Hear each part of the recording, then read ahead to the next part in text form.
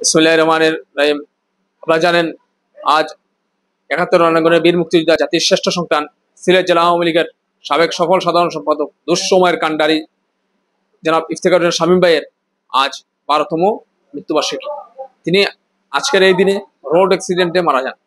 এই ইফতেখার হোসেন শামীম ভাই কিন্তু ৭৫ পরবর্তী সময়, বিশেষ করে সামরিক শাসক এরশাদের সামরিক শাসকদের সময় কিন্তু রাজপথে অত্যন্ত সাহসী ভূমিকা রেখেছেন। সিলেটবাসীর ন্যায্য অধিকার আদায়ে তিনি বলিষ্ঠ ভূমিকা রেখেছিলেন এই ইফতেখার হোসেন শামীম ভাই। আমি যখন ছাত্রলীগের রাজনীতি শুরু করি তখন সুযোগ হয়েছিল ইফতেখার হোসেন শামীম ভাইয়ের সাথে রাজপথে আন্দোলন সংগ্রামের মধ্য দিয়ে ২-৩ বার ওনার সাথে কর্মরোধন করার। ওনার সাথে আমার তেমন পরিচয় ছিল, যেহেতু আমরা অনেক ছোট ছিলাম। কিন্তু শামীম ভাইয়ের অভাব কিন্তু অনুভব হয়। শামীম ভাই মারা যাওয়ার পর পরদিন পত্রিকায় কিন্তু অনেক তৃণমূল আওয়ামী লীগ নেতারা মন্তব্য করেছিলেন যে আর লঙ্গি পরে লিডারের বাসায় যাওয়া যাবে না। শামীম ভাই আপাতমস্তক একজন রাজনীতিবিদ ছিলেন এবং তিনি কর্মীদের খোঁজখবর রাখতেন। আজকের দিনে ইফতেখার হোসেন শামীমের শূন্যতা কিন্তু প্রতিটি নেতা কর্মীরা অনুভব করে।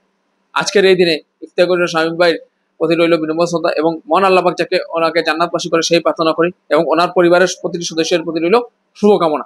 ধন্যবাদ সবাইকে।